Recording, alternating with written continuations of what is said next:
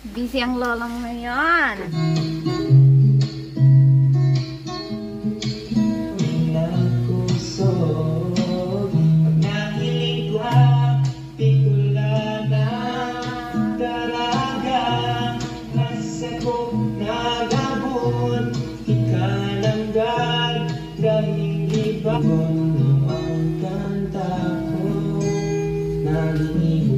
Sa iwan, panikanyaw sa sakong isip.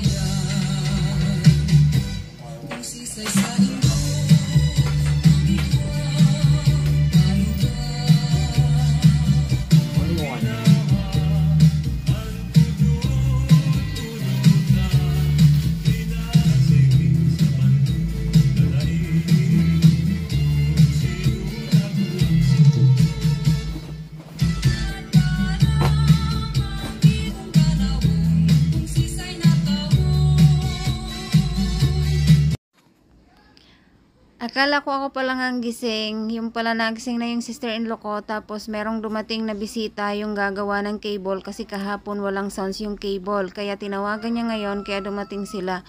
So ayan, binilis-bilisan ko na nga yung gagawin ko kasi ang dami ko pang lilinisin dyan, pupunasan ko pa lahat ng istante, tapos i-check ko pa yung mga expiration, baka expired na.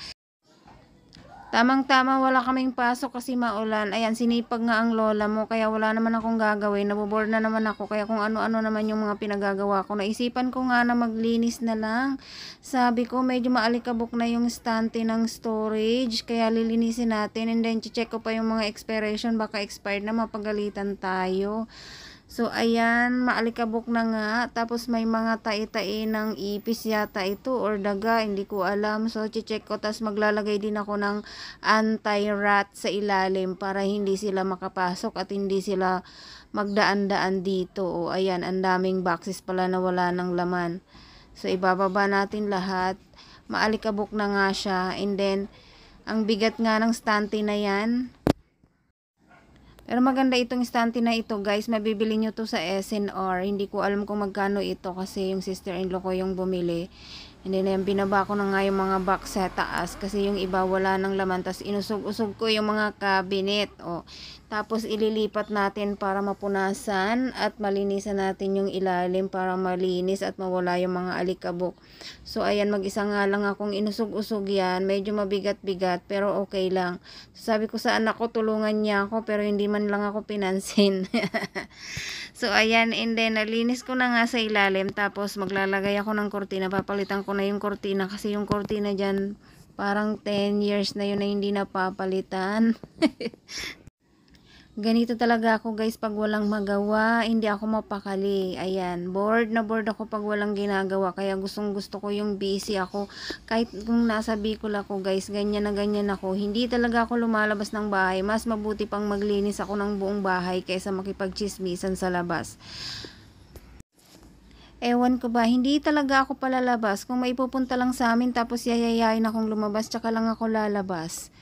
Mas gusto ko pa yung natutulog ako maghapon, pag-iising ko, o, diba, maganda. May part 2 pa ito, guys.